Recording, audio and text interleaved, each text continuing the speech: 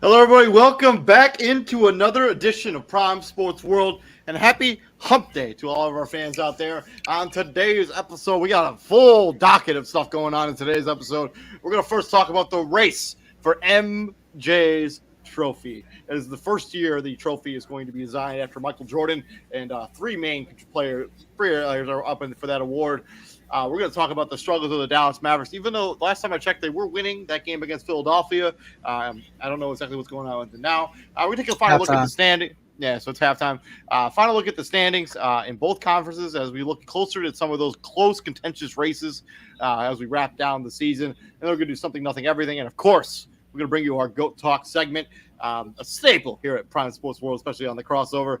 Before we get into anything, I just wanted to acknowledge how star-studded the 2023 Hall of Fame class is. I didn't have a chance to make a graphic for this, but it's a good one. It's Dirk Nowitzki, Dwayne Wade, Greg Popovich, Tony Parker, Pau Gasol, and Becky Hammond. It's really a who's who when it comes to professional basketball on the men's side and on the women's side and on the international front. A lot of times, you get these international guys just like, oh, did he really deserve to be in the Hall of Fame? But there's no doubt when it comes to these guys and all of these guys. I'm also a little curious about how Popovich got in, even though he hasn't retired from coaching yet. Like, couldn't he have just been in like literally at any point whatsoever? Why wait? I mean, I don't know. I just thought you had to retire. I don't really know exactly how the Hall of Fame works for coaches. Like, they didn't induct Phil Jackson in the Hall of Fame while he was still coaching. I don't think. I don't remember either, but I don't think it's not like he's not a first ballot Hall of Famer. But I thought it was interesting. You know, he just how he got in before he retired. I just didn't know exactly how it worked for coaches, which is something I was curious about. Yeah, that's. Yeah, but yeah, this Hall of Fame class this Hall of Fame class is very star-studded. Lots of titles between these guys. What is this math here? So 1, 3, 5. It's Dirk Nowitzki, Dwayne Wade, Greg Popovich, Tony Parker, Pau Gasol, and Becky Hammon. I don't know how many titles Becky Hammon won in the WNBA. 4. Pau Gasol's got 2. Tony Parker's got 4. Greg Popovich's got 5. 3 for Dwayne Wade and 1 for Dirk Nowitzki. That's like 12 titles between all of those players. And that doesn't even include Becky Hammon's WNBA title that she just won this past season. So yeah, so it's quite the lineup of when we get to, we'll talk a little bit more about they get inducted on Saturday, so shout out to them. It is quite the class. So let's talk a little bit about stuff going on in the NBA now. Let's talk about the race for Michael Jordan's trophy. There is the trophy that they're all vying for. I know Luka Doncic is in this graphic, but he has no chance to win this award. When I pulled it, I thought he'd have more of an opportunity, but his odds have plummeted since Dallas has really struggled as of late. But those are the 3 main guys, and I threw Jason Tatum in there, even though his odds are insane. He has no chance of winning this award. Jason Tatum ain't got no shot either, but he in the graphic. Yeah, but the odds for Luka are like insanely low. Jason Tatum is the 4th guy. Actually, I think Donovan Mitchell might be 4th. But Nikola Jokic, plus 100, 25, 12, and 10. He's the number 1 seed in the Western Conference. Joel Embiid at plus 125. I don't know. I don't gamble much, so I don't really know exactly what those numbers mean. But Joel Embiid, 33, 10, 4, and they're the 3rd seed in the Eastern Conference. And, of course, Giannis at plus 400, 31 points, 12 rebounds, 6 assists. They're currently the number 1 seed in the Eastern Conference and probably will be when the season is over. And Becky Hammon has no rings as a player. She just won her first as a head coach, but she was a pioneer for the early days in the WNBA. But that's not here nor there. But back to this. Who do you think ends up eventually winning this award? As this will be the first, and this is going to be substantial because this is the first player to win MJ's MVP award, as it has been rebranded this past season. I think it's something like the players really want to have, is be the first guy to ever get this award. Well, obviously, as everybody knows, it's a 2-man race. It's between the 2 bigs. It's between Joker. Man, I'm not so sure, man. I think Giannis has a real shot at this. I mean, how many games has Giannis played? How many games has Giannis played? He's played a majority of them. I mean, I don't. No, he hasn't. I don't think he's missed more than 10, 15 games. That's too many to be That's too many to be in the MVP race. It's down. I'm serious. It's down to Joker. I mean, Joel Embiid has missed 14, right? 14 games, and that would be the most games missed of any player to win the MVP ever. So yeah, like, not to mention that while Giannis was out, Milwaukee went on a insane winning streak. Most of that was without him. True. Like, we can't say Giannis is in the MVP. Like, we literally saw the precedent. Giannis has missed. So they're 54-21 right now. He's played in 59 games, so he's missed something like 17 games or so. 17 games. Or 16. 16. It's 16 games. And not to mention the precedent has kind of been set. We saw the Memphis Grizzlies go 20-2 without Ja Morant. That hurt Ja's MVP case. True. That absolutely hurt his case.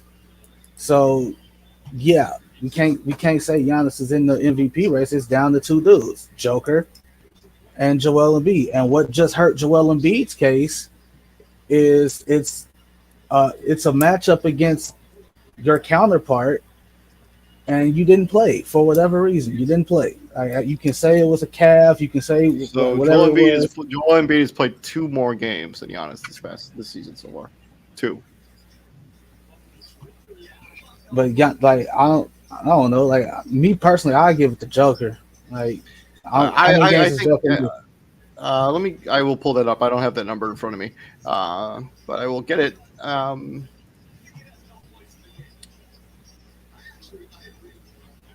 Hold on. But yeah, I do agree with you. I think he really hurt himself. The fact that he played 67 games, so he's played 6 more games than Joel Embiid. And Um, Joel Embiid. yeah, so he's played all of their games, but man, math is just not my forte right now. I think he's played all their games, but 6 or 7 or 8. 8 might be 8. So 51 plus 24 is 74. And he's played 67. So he's played all but 7 games. There you go, math. He probably won't play tonight. Who? Nikola Jokic. Why? He's got a calf injury Nah. or quadriceps, something like that. Unless they announce, like until they announce it, then believe he's playing. He's questionable at the moment, so yeah. Like he's probably at warm ups right now, and it's like I don't know. Like, can I go? Can I not go? Like we'll go. We'll see how it goes. But anyways, yeah, I agree with you. Jokic has the prolific stats. He's going to average a triple double as a big. I don't think that's ever been done in the history of the NBA. I know If somebody did do it, was probably Wilt. Yeah, probably, but I don't think they recorded assists. I for sure didn't have right. They didn't record it. Yeah, so, but yeah, I think Nikola Jokic deserves this award. I mean, he's had players on his team that have been in and out. So has Joel Embiid to an extent. James Harden has missed some time here and there, but being the number 1 seed in the Western Conference, I think holds a lot of weight too. The fact that he played 67 games and they're going to be the number 1 seed in the Western Conference, I think, in my opinion, I think he will be the player to win this award. But I honestly, I know you talked about the games play. I think Giannis has been the best player in the league this year. When it comes to offense and defensive side of the basketball, I think he's been the best player this year. Okay, that's fine. Be there. At the end of the day, you have to be there. Like you can say Giannis has been the best player. You can say that. At the end of the day, the other 2 guys have been there. He hasn't. I mean, you ain't gotta like it. I mean, we're talking like 8 games separating them between Jokic and Giannis. You ain't gotta like it. That's what it is. You're right. I don't really like it. If I was the guy giving the award, if I had a vote, I would vote for Giannis as the MVP. I think he's been the most important, the best player in the league this year. Maybe not the most impactful, which is obviously Jokic, but Giannis has been the best player. And once again, what hurts Giannis's case, they went on a crazy winning streak, the bulk of it while he was out. That hurts you, like, because it asks the question of like, yeah, you're the team's best player, but they are winning games without you.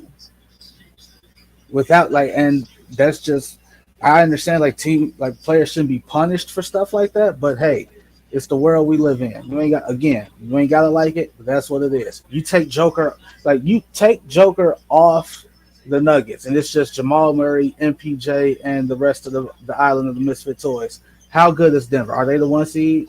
No, of course not. Like, we've seen James Harden will teams, those Houston teams, to the 1 seed, to the top 2, 3 seeds in the West with just him and some stuff. So I'm I don't know if he's that quality of a player now, but me personally, I'm giving this to Joker. I don't like the fact that when you had the chance to go up head to head against him, and we already saw the first matchup. You took it to him, 40 points, 18 rebounds, whatever. You had an opportunity really to silence the haters there and solidify their case. Yeah, 100%. You chose not to. You could say you were injured or whatever, you woo woo. But the best ability is availability, and Jokic has played more games, and he's been more impactful on a team that's the 1 seed in their conference and will be when the season's over. Philadelphia, you cannot say that about.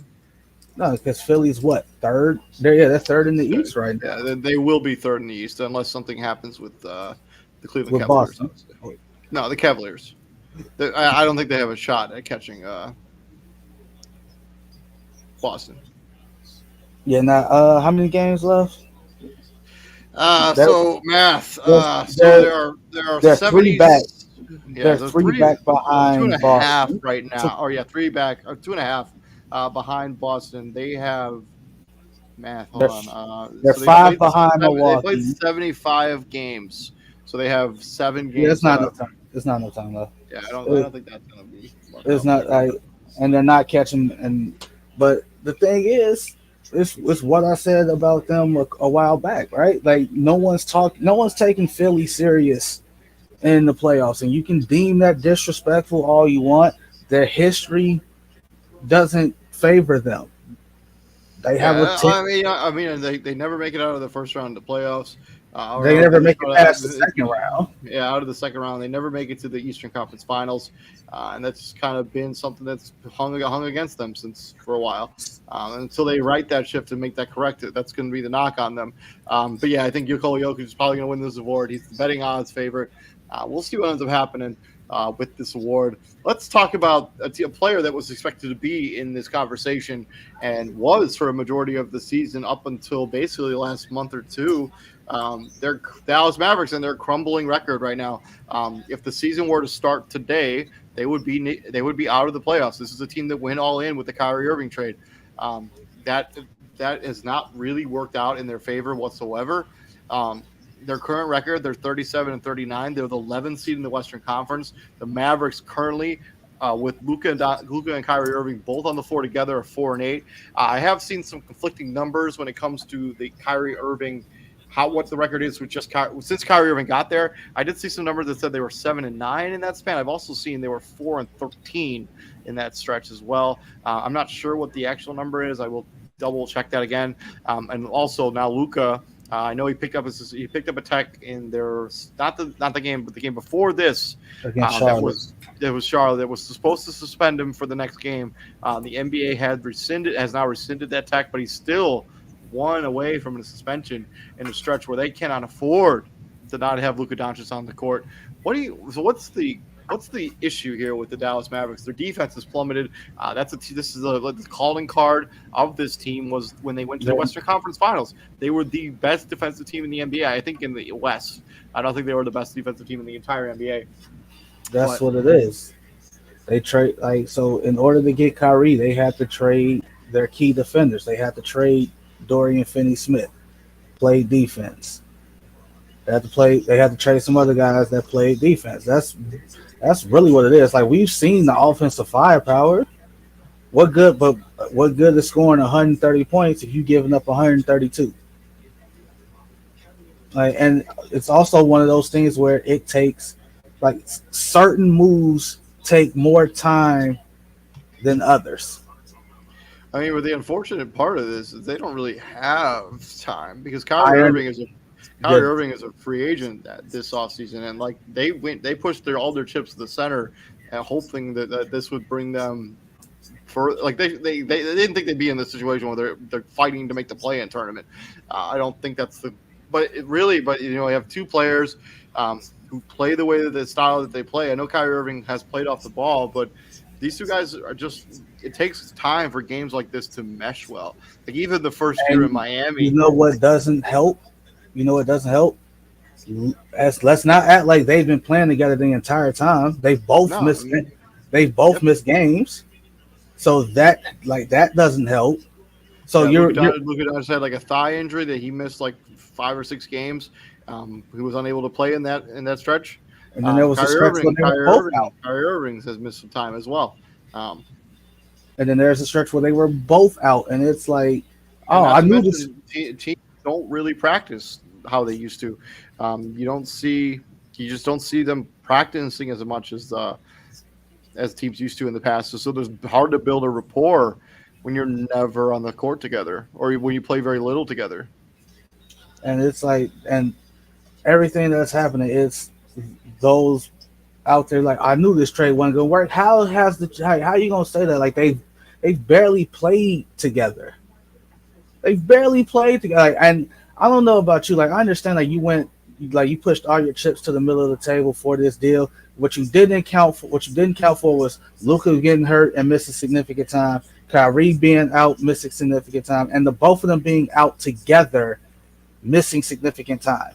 I don't know about you. I need more than 12 games before I decide something works or doesn't work. 100%. But unfortunately, because of the way the contract of Kyrie Irving is structured, they don't necessarily have more time. Like they either have to find a way to make this work before the season ends, or they could potentially That's lose him for also, nothing. and I don't care about that because like that was the risk you ran when you made the trade. You knew the And, risk. and not to mention, like even like let's say Kyrie Irving this offseason decided I don't want to play. I don't want to be a Dallas Maverick anymore. There are not teams where he can just go there, right? Like they'd have to be involved in some sort of signing trade, which the Alice would mean they'd get assets back for him. Because the only teams with cap space are like the Orlando Magic, the San Antonio Spurs, the Detroit Pistons. I just don't see a reality where he No, goes to where he goes and plays for those teams next season. I just don't. I guess he could go to the Lakers too. I think they have cap space. I don't really remember what their situation, but they may have cap space as well. So he could go there. and But and that's where he wanted to go. But the way I see it, if him going to the Lakers, the only way I see that happen is if him like a sign and trade for him for Anthony Davis, and don't like that's legit being talked about. That is a serious conversation. I mean, but the thing That is, is the Lakers wouldn't have to do that. They have enough cap space to outright sign him. They wouldn't have to be involved in a sign and trade if they didn't want to be. that's not how that works.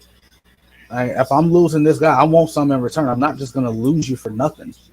But yeah, but that's how like free agency works. I mean, if the Lakers didn't have outright cap space, then yeah, we're having a conversation. But the Lakers can outright just sign Kyrie Irving, and the Lake Dallas can. Are you There's nothing sure to do they about have it. outright cap? Are you sure they're just gonna have enough cap space? I'm Because like what kind of nine. first off, I'm like 99% sure. what kind of deal is Kyrie Irving looking for? Do you know? Because we can't say that. Like we can't say. I imagine he's going to be looking for whatever the 4-year max is. Um, I mean, I guess I don't really know what the 4-year max is right now off the top of my head. It's been a while since I looked at those numbers, but I'm pretty sure the Lakers have outright cap space. If they want to, if Kyrie Irving even wants to take a slight pay cut to go play with LA, play with LeBron, I mean, we're talking like they should have like $36 million in cap space Not that they can enough. utilize. Or even 40 because they had Yeah, Russell Westbrook's expiring deal, which is 44. So they should have like $40 million in cap space this offseason. yeah, that's not enough. But I think when we talk about this Dallas team as they're currently constructed, yeah, they're defensively, they've really taken a step back from where they were last season. It's like trading away defensive-minded pieces for offense. Yeah, they can score a lot of points, but they become turnstiles on defense. They just have. It is, and that we kind of saw that tonight. Like they're playing. I said they're playing the 76ers now. Joel Embiid. He's having like not really having this. I think he has like 16 points and some like that. Like yeah, he's like something like that last time I looked. But He Dallas currently got has 20. He's got 20 points now. all right. So he scored 4 points since halftime. They Dallas was up like 14. Like They they were were up up like 37 to 28 at halftime, and then Philadelphia cut into no. that lead a little bit. I'm saying like at one point during the game they were up 14, and it was just usually like good teams like if they get you down double digits they bury you. Like they like hey, we smell blood in the water. The crowd ain't in it because they're in Philly. The crowd has not been a factor at all. We're just gonna try to take you out of it and take them out of it as quickly as possible.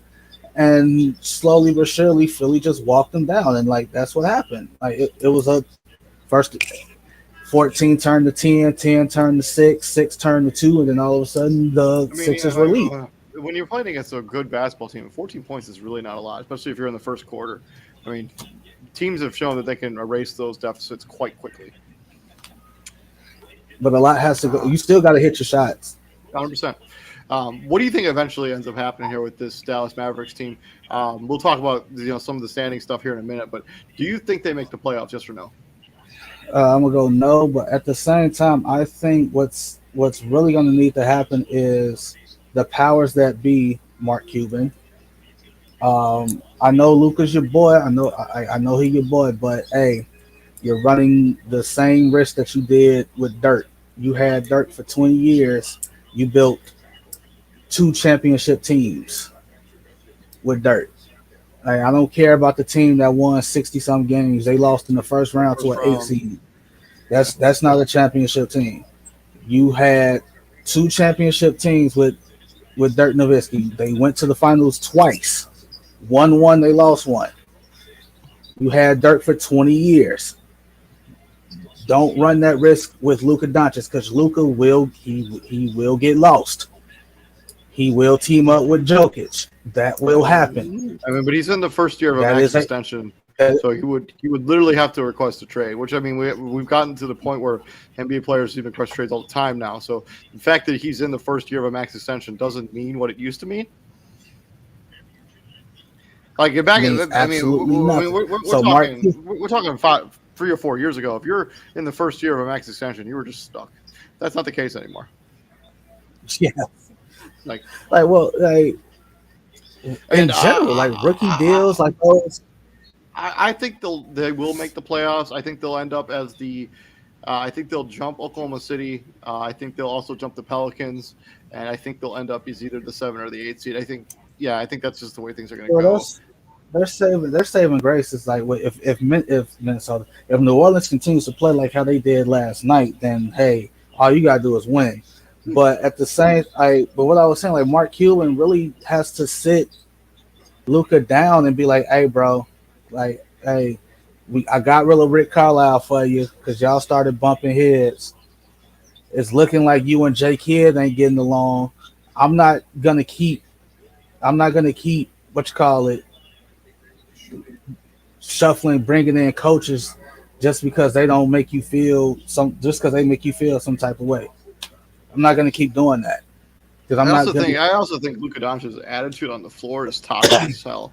I just don't think he's like complaining constantly, and like even the way he plays, I don't think is conducive to real winning. Like I know they made the Western Conference Finals last season, but I think it's because they got hot and they had good players. I mean, Jalen Brown, like this has just been bad roster construction basically on, and that's not his fault. That's not his fault. No, like it's not. I don't like this new narrative out on him. Like the whole toxic thing. Like Jalen Brunson is not in New York because he couldn't play with Luka Doncic.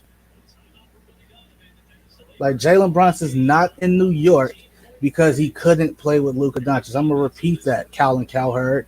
Luka Doncic did not chase Jalen Brunson out of town. He had no impact whatsoever. But Yeah, I still think his dribble, like his usage rate, I think the team would benefit by the fact that if like they used him a little less.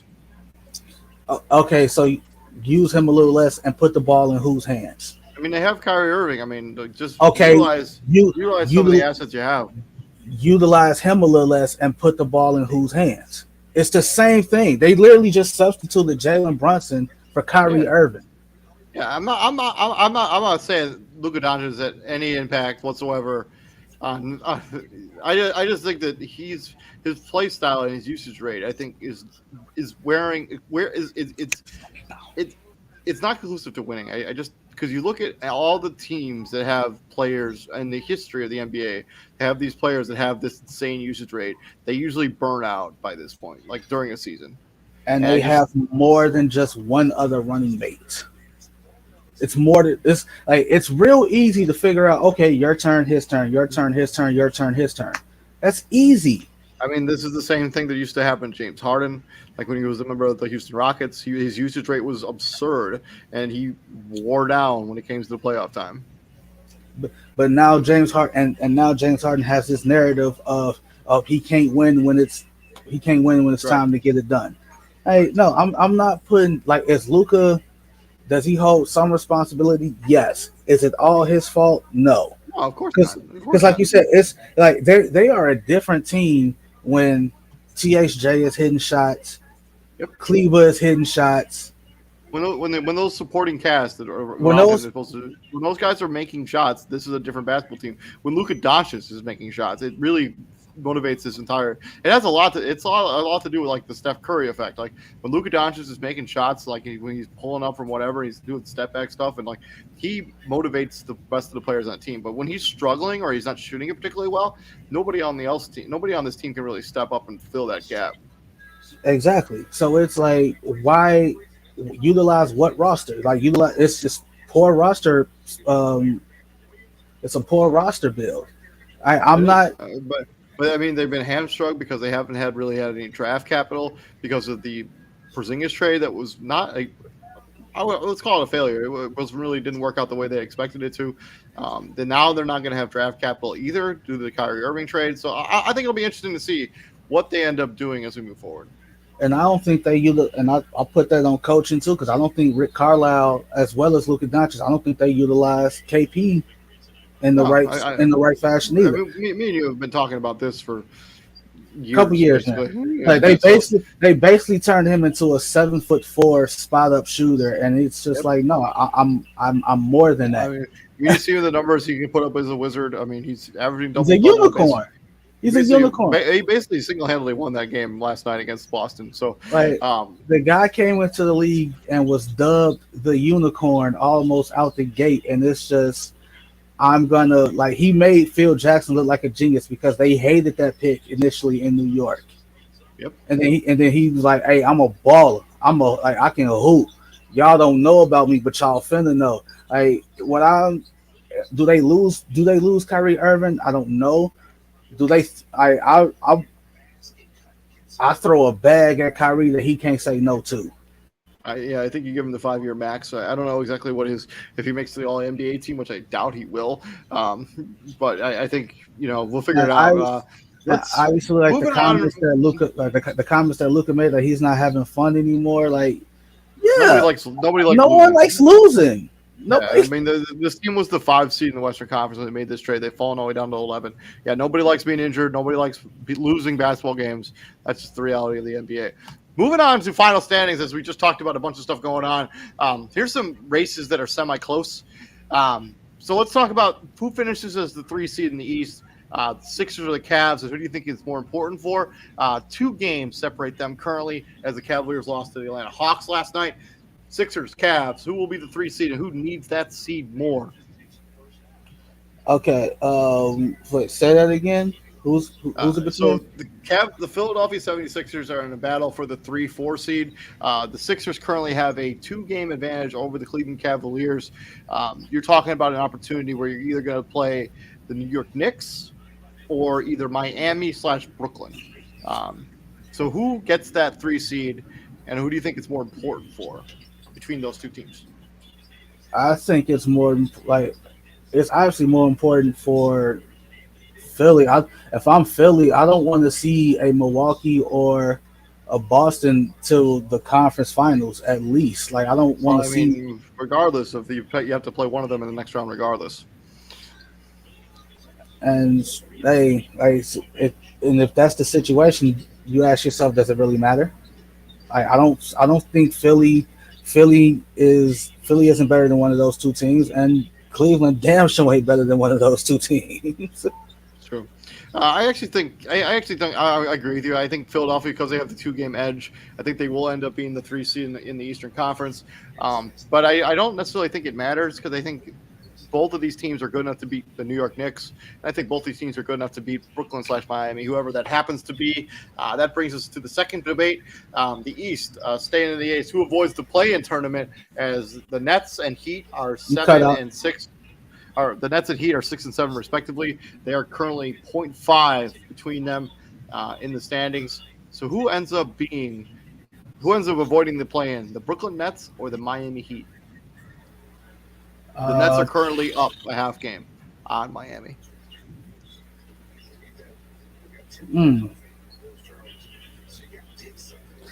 Miami's in the game right now with not Miami. They're both playing right now. Miami's playing New York. They're down 2 with about 6.5 to go in the 4th. Brooklyn is down 1 to Houston with 5:17 to go in the 4th. Obviously, I think because of the the new revamp of the roster, I think Brooklyn they they need to avoid that. They need to avoid that playing because it's just one game and Well, well, not it's necessarily because if you were the six, if you're the seven seventh seed, seven you seed. actually get Yes, you yes. get 2 games technically. Actually, Like I think Miami, because of the vet presence, I think they'll be fine. I think they'll be fine either way because they can handle any situation that's thrown at them. I think, yeah, I definitely think Brooklyn needs to avoid the play in. I think they do need to avoid the play-in, but I don't think they will. I think the Miami Heat end up getting the 6th seed, and the Brooklyn Nets fall to 7, and they end up probably getting bounced out of the play-in tournament. So that brings us to the play-in tournament on the Eastern Conference side. We have 4 teams that are kind of in the running for 3 spots. You got the Atlanta Hawks, who and Toronto Raptors, who are tied with the same record in the same record. We have the Bulls, who are a game and a half back of those 2 teams, and then the Wizards are a game and a half back, or actually 2.5 games back of the Bulls. Of those 4 teams, which 3 make the play-in, and what order do you think they'll finish in? As the Chicago Bulls have been in a real hot streak, they won 7 of the last 3 games before they're probably going to lose to the Team. Lakers tonight. Yeah, they can't. The shots ain't falling tonight. The Lakers shots are falling, but the Bulls shots are not falling. If your name ain't Nikola Vucevic, you are not having a good game today. Um, yeah, the Bulls have missed 11 straight 3-point attempts. Like it's just not happening tonight. I think whatever order it's in right now, I think that's the order it finishes in. Yeah, it's currently Atlanta Hawks, Toronto Raptors, Bulls, but the Raptors and Hawks have the same record as of time of this recording, as they are both. So No, neither of them are in action right now. I think that comes down to who has the some tiebreaker between the two of them, whatever it is. The Hawks currently have that tiebreaker, whatever it happens to be. Whatever it happens to be. Okay, and I saw some about the Hawks. Like they are like the definition of just lay the ball up, Kobe. Like they are the definition of 500, bro. Like the Atlanta Hawks are. Like they are. Well, Yeah, it is. They're 500 right now. So Like bro, like I was like they are the definition of 500. Like they are 13-13 and they last whatever games, bro. It's just like really, and Toronto just got over 500 for the first time. I think yesterday. they're currently 500 right now. Yeah. So Oh, okay. Yeah, they just got back to 500 like for like yesterday, and it's just like, my gosh, I tend to agree with you. I think the Chicago Bulls will end up being the 10th seed. I think Atlanta Hawks and the Toronto Raptors will be 8-9, and those teams will play for the right to make the Eastern Conference Finals as the 7 and 8 seed. We'll get more into the play-in stuff when they actually figure out what the standings actually are. But that's the way things are shaking out right now in the Eastern Conference. Over to the West, because the 1, 2, 3 seeds are so much farther ahead. There's not really much of a debate. We got the Memphis Grizzlies 3 back of Denver, and then Sacramento, who could clinch a playoff spot tonight, are 6 back of Denver. But when it comes to everybody else in the conference, the Phoenix Suns is the 4 seed. Dallas is the 11th seed. They are only separated by 3.5 games. So if you had to order these 8 teams, what do you think will be the 7 teams? Sorry, what will be the final standings? 4 through 11. So you got Phoenix, Clippers, Warriors, Timberwolves, Pelicans, Lakers, Thunder, Mavericks. How will those 7 teams shake out when it's all said and done? Well, good news. Let's talk about the 4 seed. Let's talk about the 4 seed. All right, so Sacramento. So Sacramento has a chance to clinch their first playoff spot since 2006. And they got beat by Minnesota 2 days ago or last night. They lost to Minnesota. That was like a day or two ago. Yeah. You have another chance tonight against a not good Portland team who just shut Damian Lillard down. But I'm not talking about Sacramento. So it's everybody but Sacramento. So Phoenix, so 4 through 11. So Sacramento's 3. They're locked into the 3 seed because they're 5 up on Phoenix. Yeah, they're 5. Yeah, Phoenix is not catching them. I don't think so. No. So good news for Phoenix. You're getting Kevin Durant back tonight. Yep. He's playing tonight. Don't they play Minnesota? They play Minnesota. Yes, they do. Tonight. Yep. I don't know if minutes. I don't know if Kevin Durant's going to be on some kind of minutes restriction. I don't know how that's going to I work. guarantee he will be. I guarantee he will be. I don't know how that's going to work. Um, I think Phoenix stays right there. I don't think the. I was hoping. I was kind of hoping that Golden State stayed in that 5 slot or got to that 5 slot because I need that Phoenix Golden State matchup because like they was just doing all that. I needed that, bro. I needed all that smoke. I need that. I need Devin Booker and Klay Thompson just at each other's throats for 7 games, bro. Like I need that, and I need that. So, but I think 4 or 5 stays right there, which I am not a fan of because I don't think the Clippers are beating the Phoenix Suns with or without Kawhi Leonard. I don't see that. I mean, not Kawhi Leonard, Paul George. Yeah, so I agree with you. I think the Suns will end up as the 4 seed in the Western Conference, but I actually think the Warriors will end up being the 5 seed in the Western Conference. I think they'll get Really? healthy, and Okay. I think that they'll jump. I mean, it wouldn't take much. I mean, they're half a game behind the Clippers, especially since Kawhi Leonard is supposedly going to be missing some time here and there towards the end of the season for Kawhi Leonard reasons. I think the Clippers will be the 5 seed. I'm not having the Clippers fall out of the guaranteed playoff. I think they will end up as the 6 seed. Okay. Cool. And then the play-in, I have the Lakers being the 7 seed. I think putting LeBron back on this team is going to be good for them. I think they'll win a couple games. And then I have 8. I got the Dallas Mavericks. I think they will get it together. I think they will feel the precedent, the urgency, and the Mavericks will be the 8 seed. The 9 seed will be the New Orleans Pelicans, based on just talent alone. 10, Minnesota Timberwolves. And then the odd man team out is the Oklahoma City Thunder. That's just my honest opinion. I think the Thunder will be the 11 seed, especially since SGA is missing time here and there towards the back end of this season. And so, yeah, I got them as the 11 seed and just barely missing the playoffs. So didn't in the last segment did you say Dallas was gonna make it? Yeah, Did you have Dallas making it? I got Dallas as the 8 seed. That's a big jump because right as of right now they're not in it at all. I mean, it's only one game. I don't know. They're one game behind New Orleans for the 8 seed. One. I was. They're only 3.5 back of being the 4 seed. I hope. Yeah. Dallas. No, that's not. We already know that's not happening.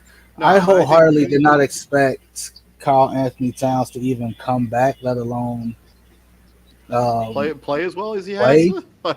Well, at the same time, like Karl Anthony Towns catches a lot of flack, and it's hilarious because it's hilarious for the reasons he catches it. Like he tries to make his voice deeper when he does interviews. It's like, dude, we know that's not your voice. We've heard you talk.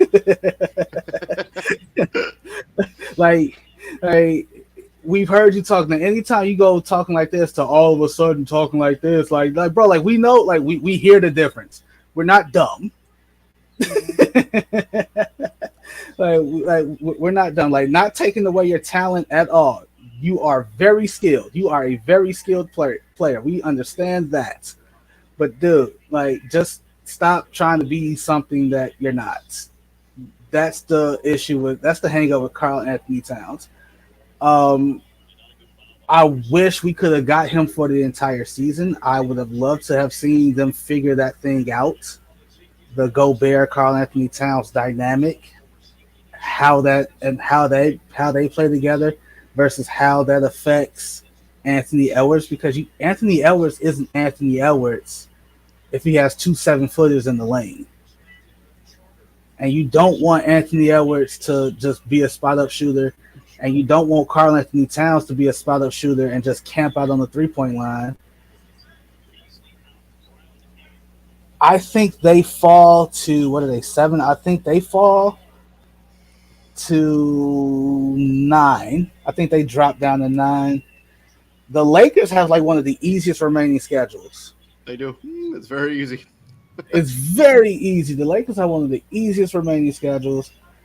I think they get to at least the 8 seed. Uh, I think they get to at least the 8 seed, 7 seed at the most. I think yeah, 7 8 seed. That's the 7 seed. That's the Lakers. I think I agree with you on that one. I think New Orleans drops a little. They're talking about bringing Zion back for what? I don't know. I mean, if you, I don't know. I mean, they're gonna have. He's missed so much time. I don't know if it's worth it. It's When not. when they did have him, they were the number one seed in the Western Conference. So But at the same time, like you're asking, and you wonder why he's I hurt. know. You ask him to go from 0 to 1,000. That fact, like no, these are not games where you could be like, all right, Zion, we're going to give you a 24 minute restriction. Um, you're not I mean, history has shown that stuff like that just doesn't work in the doesn't playoffs. work. Yeah. So is the Pelicans the team you have missing the playoffs entirely, or is it? So you have right now you haven't mentioned the Mavericks, Pelicans, Timberwolves, or Thunder. So how do you think those four teams are going to shake out? I have the Thunder missing the playoffs entirely. I Who do you think have? I think the Thunder sneak in. I think they play good enough to just hold on to that 10 spot. I think New Orleans drops down to 9, so it's going to be New Orleans, OKC for that. Yeah, it's going to be New Orleans and OKC, and I think it's going to be Minnesota and LA. I just think yeah, I have Dallas missing it altogether. I think, yeah, so I'm going LA, Minnesota, New Orleans, OKC. I think OKC stays at 10. All right, well, we'll see how it ends up shaking out. Yeah, I have Oklahoma City dropping to the 11th seed. You have Dallas missing the playoffs entirely. We will see how that shakes out as we get down to the nitty gritty of the Now, end of the season. if I'm wrong, I will be glad to be wrong. Like I would love to see. I would also not hate it if I'm wrong because I do love SGA, but we'll see. So let's talk about some NBA storylines before we get into GOAT talk. I just got a couple for you today. This is something, nothing, everything. Let's talk about the first one. Sacramento Kings can clinch the playoffs tonight as they go up against the Portland Trailblazers. Something, nothing, or everything. Kings breaking the longest drought in NBA history. Like for us, it's something. For the Kings and the NBA, it's everything because it's a small market having success. Two, it's the small market having success. Three, it's a historically solid basketball city that just like that I'm not even finna lie to you. Like they're still chasing those Vlade Divac, Chris Webber ghosts because that's the last time the team was actually worth a damn. Bobby Jackson, all those Yeah, guys. yeah, like that's the last time the team was actually worth a damn, and the crowd is great. Win, lose, or draw, like the Sacramento Kings, like their fan base is one of the best, even when the team is terrible. And you think about all the anguish that team has went through, like all the missed draft picks. They could have had this guy versus the guy they got. Like it's just for them. Like yeah, for them it's everything because it's like you're making the playoffs and then it's 2023.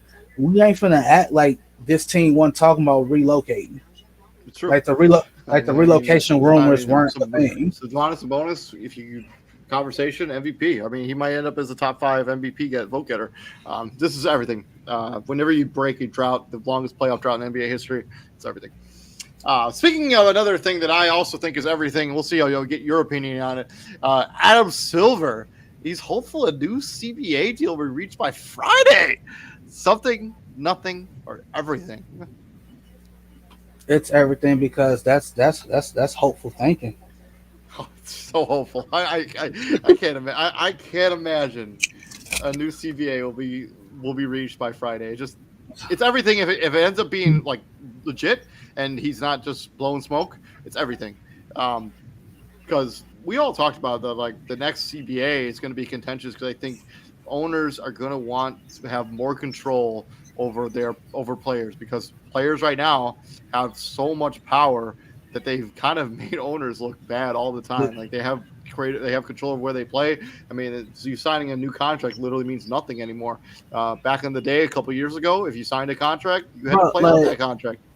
Like And you could, I think you owners could count, are getting a little fed up with you the could count player. on, you could count on your rookie superstar, no matter what team, good team, bad team, big market, medium market, small market. You could count on that superstar player being on your team for the first 7 years of his career, his rookie contract, Yep. and that rookie extension. And then the 3 year rookie extension or 4 year rookie extension after that.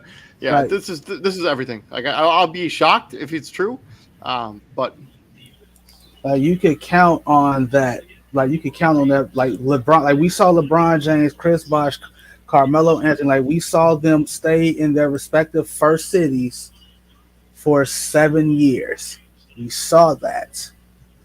Like nowadays, it's like you sign. Like we literally just talked about Luka Doncic, how he could demand the trade if it goes south for him in Dallas. yep. Like like the days of like the days of, or it was already pretty rare anyway. But it's like the days of Kobe Bryant, Dirk Nowitzki, Tim Duncan, Tony Parker, Manu. The days of those caliber players spending the bulk of their careers in one city, that shit dead. That is gone. Like Steph Curry and Giannis and like the Golden State trio and Giannis, like they might be the last of a breed where it's like, hey, I'm gonna stay here till the wheels fall off. Or Damian Lillard. Even though Or I think Damian Lillard, right? I'm not sure how long Damian Lillard's going to still be there as he's dropped some cryptic texts or tweets some lately. Let's move on from there. Let's talk about, unfortunately, Ben Simmons. Things have nearly not worked out for him over the last few seasons. He's been officially shut down by the Brooklyn Nets. Something, nothing, everything. It's everything. This was a dude. Like, when you consider what he was heralded as, what he was The next projected, LeBron James. what he was projected to be, and it's not too long ago that this dude, like this, it's.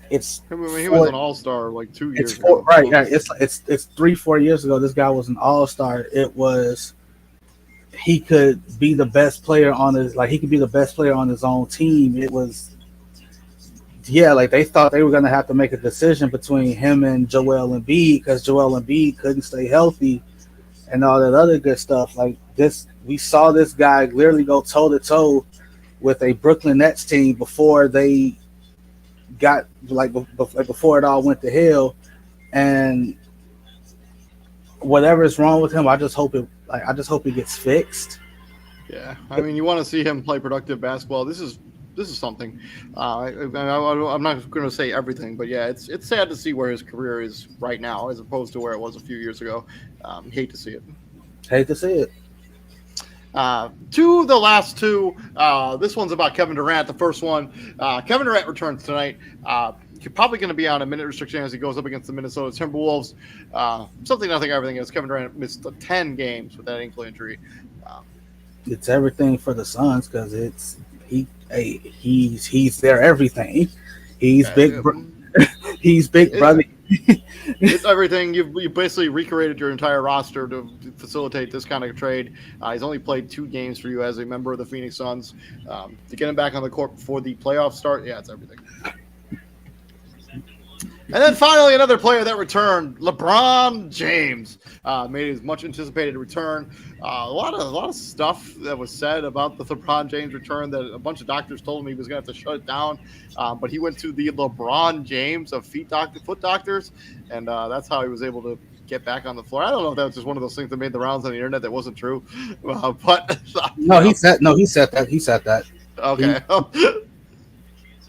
So something, nothing, everything. Back to LeBron is back playing again tonight. Looks like he looks better tonight than he did Sunday. I see. That's why LeBron, that's why people can't stand LeBron James. Like the LeBron James of foot doctors, dude. Yeah, really? Right. That's why no one likes him. Yeah. Like that's why people cringe when you. It's like, dude, seriously, you said that. You said that. Like those words. I went to the LeBron James of foot doctors. Really? But yeah, wasn't this for me is it's everything because with the Lakers, even if they were going to make the playoffs, they were never going to make real noise without LeBron. It's everything. He's 21, 7-4, 8 of 16 shooting tonight. The real catalyst of tonight's game is one. It's AD 24, 8-3. Like he came out gunning. He took it right to Vooch, but Vooch held it. Vooch holding his own. Vooch got 23 and 10. It's just the rest of the team ain't holding. The rest of the team ain't helping Vooch out. Yeah, Which DeRozan, next highest scorer with 15 points. Zach LaVine only has 12. But yeah, this is everything for the for LeBron James and the Los Angeles Lakers. That's all I have when it comes to something, nothing, everything to a staple here at the crossover. Let's get into GOAT Talk, TJ. And I'm ready when you are. All right, so get out of that. So player one was drafted 24th overall in 1996. Played from 96 to 2014. Played for the Warriors, Lakers, Jazz, Thunder, Mavericks, and yeah, that's it. Warriors, Lakers, Jazz, Thunder, Mavericks. Yes. Okay. 10,713 points. That's 8 points a game. 2,568, 2,658 rebounds. Sorry, that's 2.1 rebounds a game, and 3,804 assists. That's 3 assists a game. All he has for career highlights is he was a 5-time champion.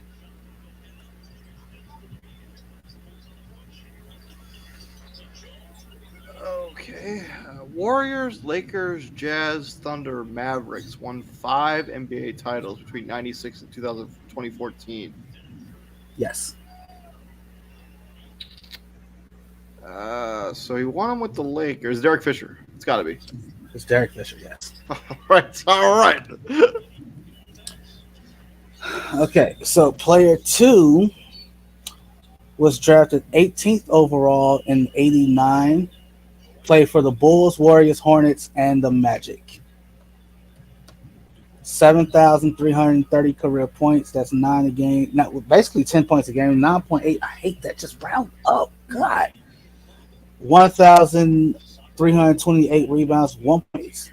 2 rebounds a game. I'm not doing that. 2 rebounds a game. And 2,479 assists. That's 3.3 rebounds a game. And all he has for his career highlights is he was an NBA All-Star in 94, and he was a 3-time champion. It's Horace Grant. It is not Horace Grant. Okay. Did you say Bulls, Warriors, Hornets, Magic? Yes. All-Star in 94.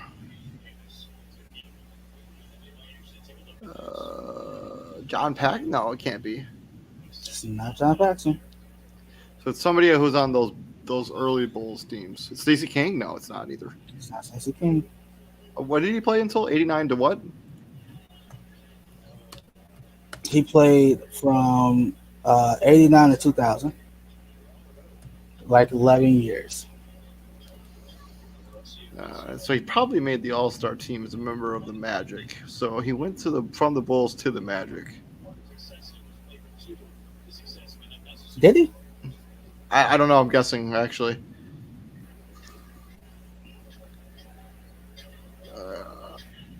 So who was on those early first 3 Bulls teams that went to somewhere else after the three-peat? So I guess Horace Grant because of the Magic thing, but he also won some championships with the Lakers. So he's got 4 rings, I think, or 5. And it's not Horace Grant. Is it a guard? It is a guard. What number did he wear? That's, BJ Armstrong. Is it BJ Armstrong? It is. Yes, it's BJ Armstrong. All right, good for me. I got them both this time. I think I'm gonna go Fisher. I think Fisher's ability to hit big shots in big moments elevates him a little bit higher than BJ Armstrong. So yeah, give me Derek Fisher. But both of them kind of like I wonder what their stats would have been like if they had been on another team for more of their career. Because you mentioned B.J. Armstrong was a '94 All-Star. He didn't play on the Magic. I guess he went to either the Warriors or the Hornets. I will guess Hornets. No, But he was Warriors. He was an all-star with Chicago. He was. Yes, he was still in Chicago. Oh, okay, all right. '94, all right, for sure. But He yeah, played Michael Jordan he was played in, obviously he played Michael in Jordan. Chicago from 80, he played in Chicago from Michael 89 Jordan. to 95. Didn't he come back later too? Towards the Yeah, very end. his last year. It's like his last year. But yeah, I was like the thing that we get into is like the minutes. Like one of the things that we always laud over is like the amount of minutes these guys play, these older guys, and because of the team he played on, like B.J. Armstrong's minutes aren't really that high. Like it's that like his career high in minutes is 33.8, so basically 34 minutes a game, and that was in 93, 94, right? Like the championship years, he averaged as a rookie 16 minutes a game, then 21, then 23, then 30. You go over to Derek Fisher, his rookie year 11, 12, 22, 22, 23, 30, like the first championship 23 minutes a game, second championship 35, third championship 28, then 28, 34, yeah, 28, 34, 21, 30, 31, 28, 27. Go, he's back with the Lakers at this point, 29 or 30, 27, 28, 25. He's in OKC. He's in OKC averaging 20 minutes a game, 20, 25 minutes a game. In OKC. If you remember correctly, he was pretty essential to those that Oklahoma City team. Those young Thunder teams, yes. Yeah. Those young Thunder, yeah. Like he was a valuable vet on those teams, but yeah, I will take Derek Fisher in this comparison between these two guys, but it's close. Yeah, like I think Derek Fisher's career high in points was 13 a game. That was when he was in Golden State. B.J. Armstrong's career high for a season was 14.8 or 15 a game, but that was 93, 94. Like that was career highs across the board for B.J. Armstrong. Played all 82 games. He started all 82 games, 33.8 minutes a game.